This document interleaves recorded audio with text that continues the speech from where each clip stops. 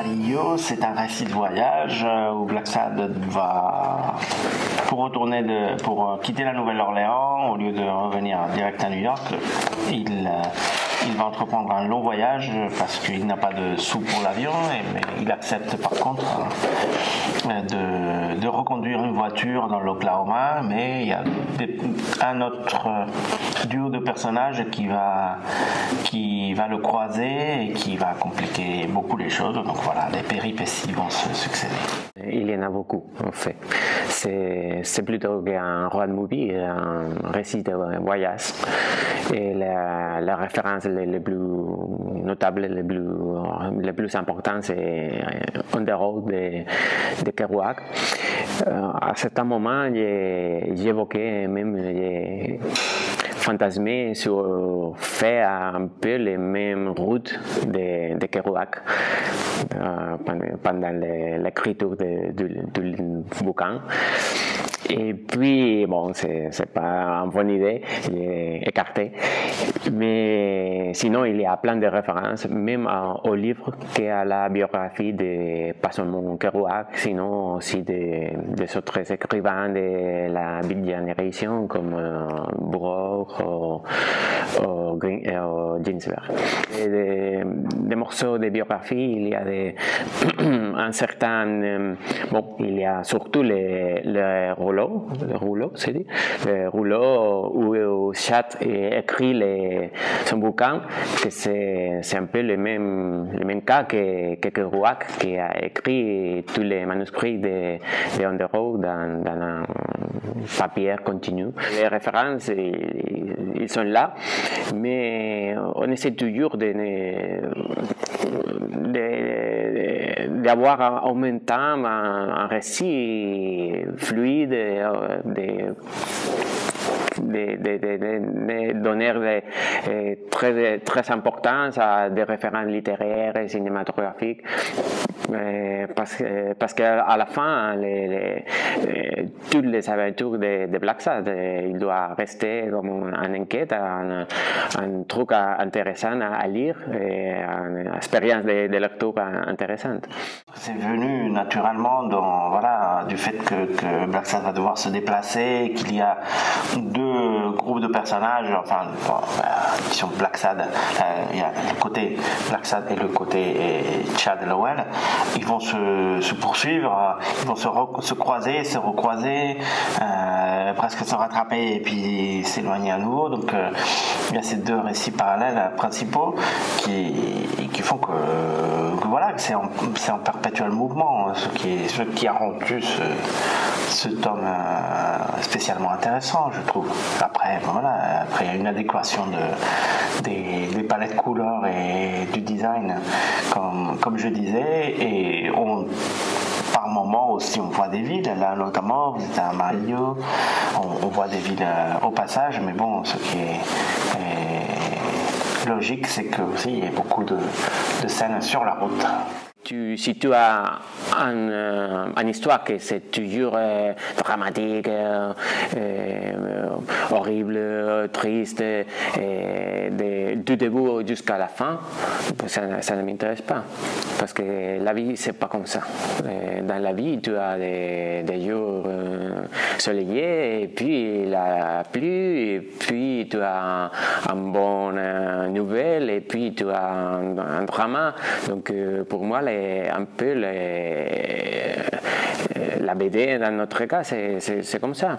Donc Blacksad, il a choisi de retourner chez soi avec du calme, et pendant un peu de temps il a réussi, mais puis il y a la violence qui revient et tout ça. Donc bon, c'est un parti pris littéraire, mais j'aime bien ça. Je pense que plus ou moins c'est toujours comme ça dans la série. Non, en fait, je pense pas qu'on peut appliquer ça à tout l'album, mais c'est vrai qu'en tout cas il est dans la continuité du précédent, où on a vu des palettes plus lumineuses que d'habitude. Mais là, le récit de voyage le demande, c'est quasiment tout, ça se passe quasiment tout en extérieur et de jour. On a beaucoup de palettes de couleurs lumineuses, diurnes. voilà, ça vient seul avec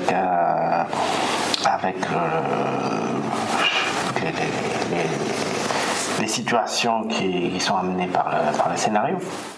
Moi, je trouve que Juan, en plus, il en fait un usage magnifique parce que ça véhicule des émotions et ça ouvre des voies qui sont narratives. C'est pas de la décoration, c'est pas de la musique qui est là juste pour qu'il y ait une musique de fond. Ça a un sens et les personnages réagissent. C'est toujours plus profond que ça. C'est toujours les propos, c'est ça. On aimait la musique si cette musique n'est faite d'une façon ou de l'autre avancer l'histoire. C'est pas seulement un truc anecdotique, mais bon, il a un rôle pas super important, mais au moins il doit quelque chose à apporter. Pas seulement évoquer cette époque.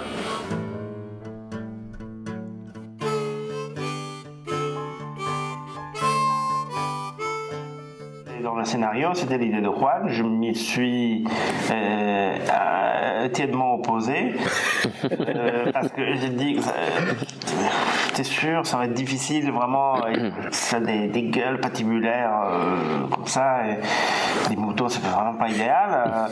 Mais voilà, Juan tenait à représenter le côté grégaire et limite, comme il disait tout à l'heure, le fait que tout troupeau humain, tout regroupement humain peut devenir dangereux très rapidement. Donc là, c'est quand même un propos qui n'est pas spécialement rigolo. Mais après, bon, graphiquement, moi je me disais que ça allait pas être facile. Déjà, on avait déjà représenté une meute de loups en motard qui embêtait des petits moutons qui étaient l'armée du salut.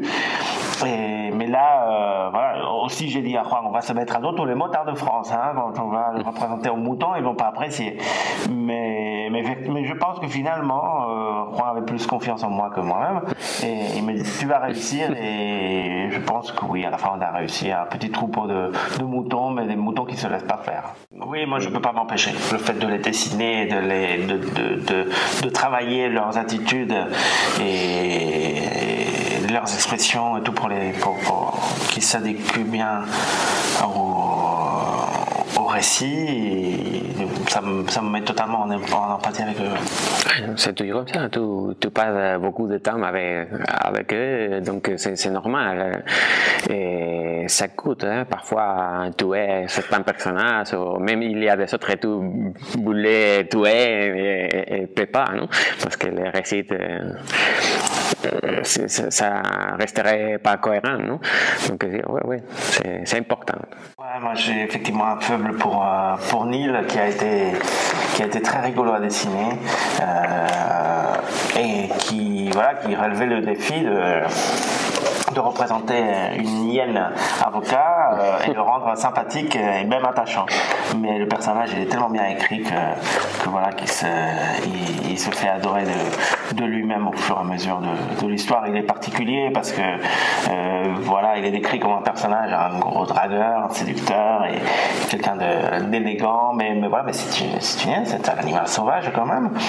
Et il se coiffe en arrière. En fait, j'ai eu cette trouvaille en faisant de mes recherches de le coiffer en arrière, mais bien sûr sa coiffure va jusqu'à sa nuque, mais au-delà, derrière son cou, il a les poils complètement ébouriffés, et tu pourrais même penser qu'il est un peu sale, donc